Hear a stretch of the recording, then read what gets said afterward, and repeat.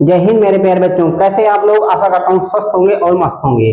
और एग्जाम देने के बाद आप लगातार इंतजार कर रहे होंगे, लेकिन आपके मन में एक डाउट होगा कि सामाजिक विज्ञान में जिन मानचित्र को आप फिल करके आए हैं वहां पर, उसमें से कितने मानचित्र के क्वेश्चन जो है आपके सही हैं या कितने गलत हो गए हैं। ठीक है, उन सबको आज देखने वाले हैं, तो बने रहिए हमारे साथ और देखिए आपने सही फिल किया है अथवा नहीं। ठीक है, तो चलिए शुरू करते हैं अपने वीडियो को।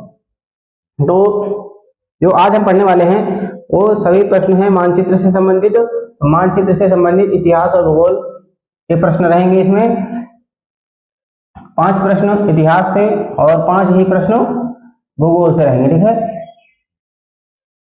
तो मानचित्र संबंधी प्रश्न सारे के सारे रहेंगे इसमें। और निर्देश क्या है कि प्रश्न संख्या 9A और 9B मानचित्र से संबंधित है, अर्थात तो इसमें दृष्टिबाधित बच्चों के लिए भी क्वेश्चन होते हैं, तो उसको नहीं करना होता है, तो वही लिखा गया है कि आपको 9A और 9B ही करना है। ठीक है,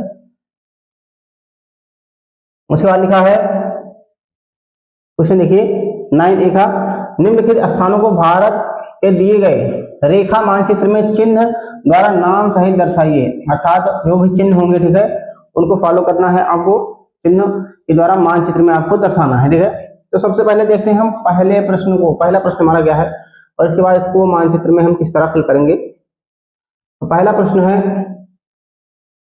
कि वह स्थान, यहां पर लिखा है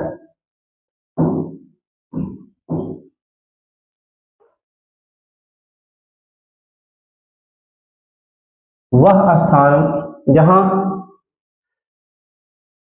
सॉरी यहाँ पर ये क्वेश्चन नहीं है, आप कीजिएगा, क्वेश्चन नहीं है, क्वेश्चन यहां शुरू है। तो लिखा है वह स्थान, वह जनपद जहां चौरा चौरी की घटना घटी थी। तो आप बताना है चौरा चौरी घटना कहाँ घटी थी। ठीक है, चौरा चौरी घटना, तो चौरा चौरी घटना कहाँ घटित हुई थी इसको बताना है। तो चौरा चौरी की घटना जैसा कि जानते हैं ये 1922 ईस्वी में घटित हुई थी। और कहाँ घटित हुई थी? गोरखपुर में। तो गोरखपुर इसका जो आंसर होगा, तो यहीं पर हम पहले मानचित्र में ही देख लेते हैं। मानचित्र में कहाँ फिल करेंगे आप? तो मानचित्र में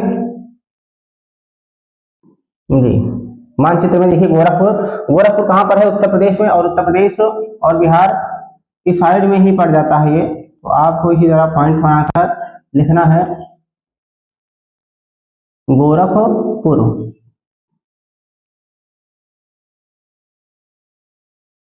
गोरखपुर, गोरखपुर कहाँ है? उत्तर प्रदेश में।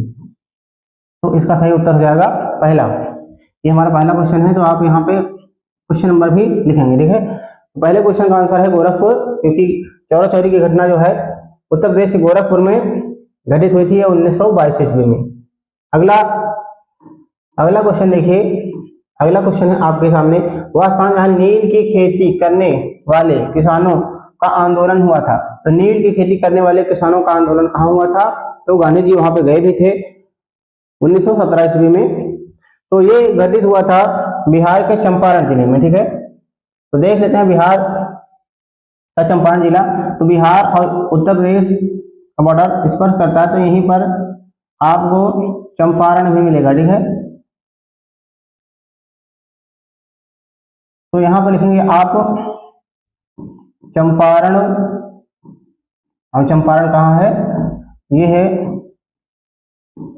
बिहार राज्य में। तो एक क्वेश्चन नंबर सेकंड का आंसर है। क्वेश्चन नंबर सेकंड का आंसर हो जाएगा चंपारण, बिहार। अब अगले प्रश्न की ओर बढ़ते हैं। अगला प्रश्न हमारा है, वह स्थान जहां सर्वप्रथम महात्मा गांधी ने नमक बनाया था।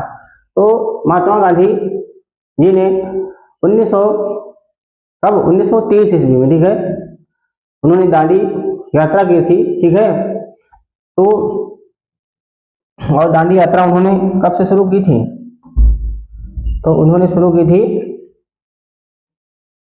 12 मार्च से। ठीक है, 12 मार्च 1930 ईस्वी से। ठीक है, और उसके बाद 6 अप्रैल को वो पहुंचे थे दांडी। तो दांडी कहाँ पर है? गुजरात में। ठीक है, गुजरात राज्य में है यहाँ पर दांडी आपको मिलेगा। तो क्वेश्चन नंबर 3 है ये। और दांडी ऐसे एरो बनाकर आप लिखेंगे दांडी। दांडी कहाँ पर है? गुजरात में। तो गुजरात राज्य में है दांडी। तो इसका आंसर हो जाएगा क्वेश्चन नंबर 3 का आंसर दांडी गुजरात।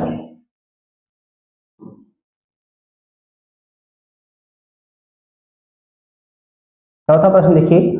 चौथा प्रश्न आपके सामने, वह स्थान जहां दिसंबर 1929 ईस्वी में भारतीय राष्ट्रीय कांग्रेस का अधिवेशन हुआ था। तो 1929 ईस्वी में भारतीय राष्ट्रीय कांग्रेस का अधिवेशन कहाँ हुआ था?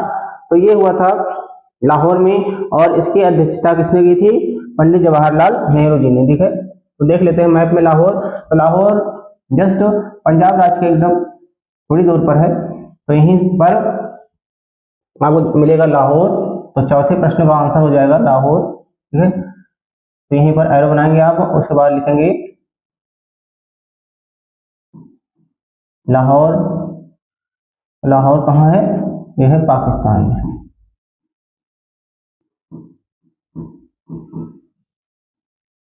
पाकिस्तान, लाहौर कहाँ है? पाकिस्तान में।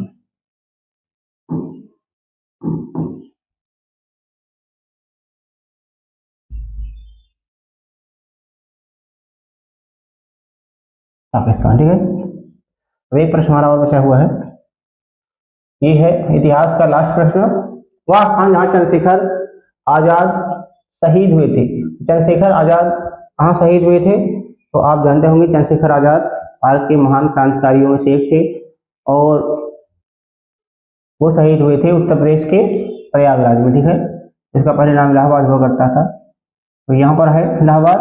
तो पांचवें प्रश्न का आंसर आप इस तरह एरो बनाकर लिखेंगे चंद्रशेखर आजाद पार्क, या फिर प्रयागराज लिख दीजिए ऐसे, प्रयागराज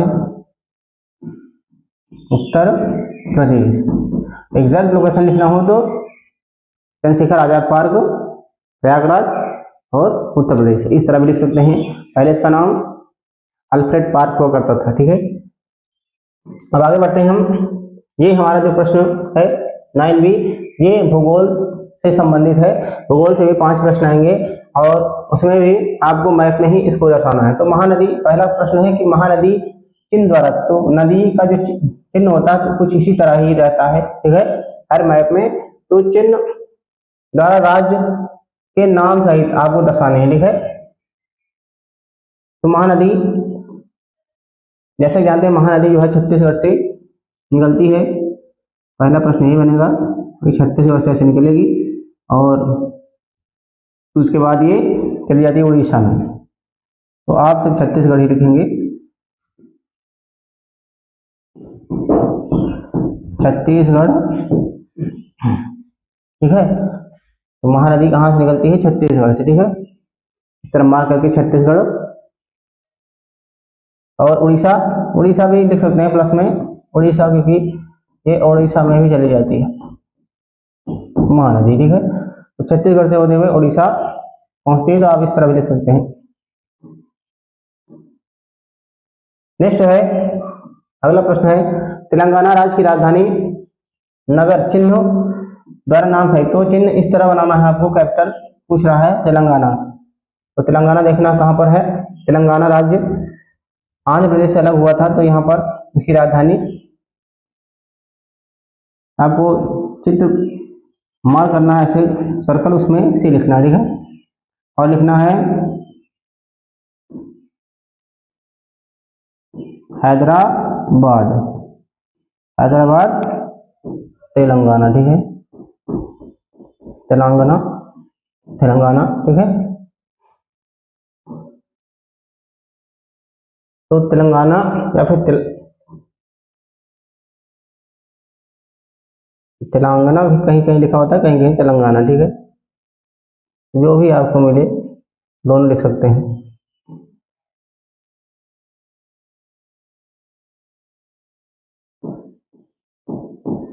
जो आपके पेपर में लिखा है वैसे मैंने लिख दिया। ठीक है, क्योंकि कहीं कहीं तेलंगाना भी लिखा होता है। नेक्स्ट प्रश्न देखिए, अगला प्रश्न हमारा तीसरा। तो दक्षिण भारत का एक सूती वस्त्र उद्योग केंद्र, इस तरह मार्क करना है, चिन्ह द्वारा आपको बताना है, ठीक है। तो सूती वस्त्र कहाँ पर है? दक्षिण भारत में बहुत सारे सूती वस्त्र हैं, लेकिन उसमें से जो प्रमुख है वो है कोयम्बटूर। जैसा कि जानते हैं कोयम्बटूर जो है तमिलनाडु में पड़ता है, और केरल और तमिलनाडु थोड़ा केरल साइड में पड़ जाएगा। तो यहीं पर आप, और यहाँ पे आपको डबल एस इस तरह मार्क करना है, ठीक है। मार्क करके जो है एरो बनाकर आपको लिखना है कोयम्बटूर।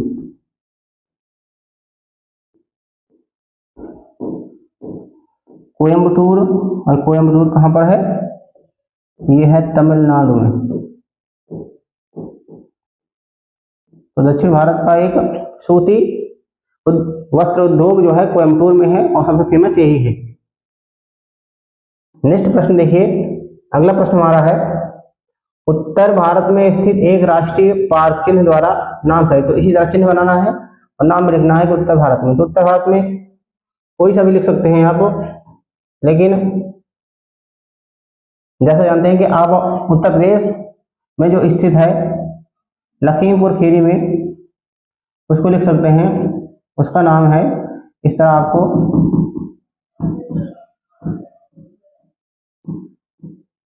ये बना के लिखना था।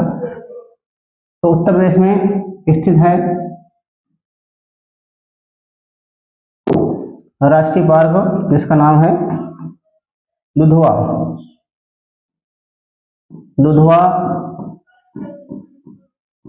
दुधवा राष्ट्रीय पार्क। दुधवा राष्ट्रीय पार्क उत्तर प्रदेश में स्थित है, ठीक है। और उत्तर प्रदेश में भी कहाँ स्थित है?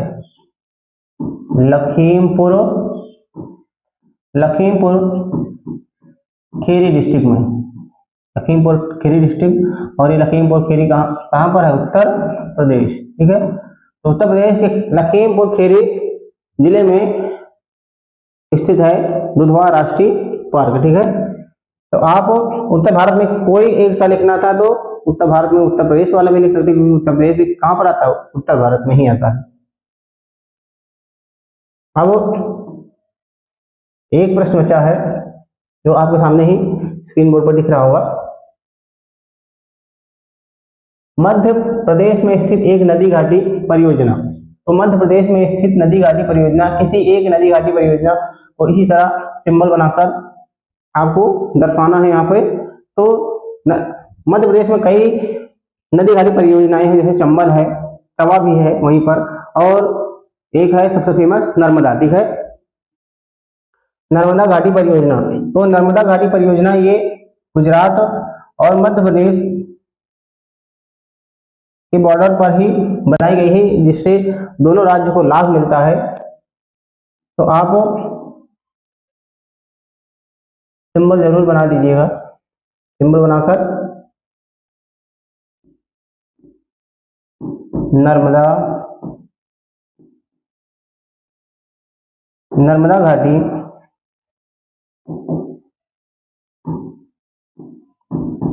नर्मदा घाटी परियोजना, ये है मध्य प्रदेश, ठीक है। तो मध्य प्रदेश में नर्मदा घाटी परियोजना। अब चंबल भी है, तो चंबल थोड़ा यूपी साइड में पड़ जाएगा, तो चंबल भी लिख सकते हैं, तवा भी यूपी साइड में ही है। तो इस तरह आपने देखा कि मैंने आपको आज मानचित्र, इतिहास के जितने भी मानचित्र थे कि आपको किस तरह फिल करना था और उसका सही आंसर क्या होगा और कहाँ उसकी लोकेशन क्या है, सभी के सभी प्रश्नों को मैंने इसी तरह डिस्क्राइब भी किया है और बताया भी है। आशा करता हूँ वीडियो अच्छा लगा होगा, लेकिन उससे पहले थोड़ी सी जानकारी देना चाहूंगा कि ये हमारे चैनल का नाम है, यूट्यूब चैनल का। तो अभी तक अगर आपने सब्सक्राइब नहीं किया तो इसको जरूर से जरूर सब्सक्राइब कर लीजिए, और यहाँ पर बहुत सारी वीडियोस पड़ी हुई हैं, इसको वॉच कीजिए, ठीक है, देखिए और अपने ज्ञान को बढ़ाइए। और हमारा ये इंस्टाग्राम चैनल है, ठीक है, इसको भी फॉलो कर लीजिए, क्योंकि यहाँ से भी आपको बहुत सारी जानकारी यहाँ से भी मिल जाएगी, ठीक है। और जो टेलीग्राम चैनल है, इसी नाम से भी टेलीग्राम चैनल है, उसको भी आप फॉलो कर सकते हैं पीडीएफ के लिए। अगर आपको पीडीएफ की कभी आवश्यकता पड़ी तो उसको भी आप टेलीग्राम को भी ज्वाइन कर लीजिए। तो मिलते हैं नए वीडियो में, तब तक बेस्ट ऑफ लक।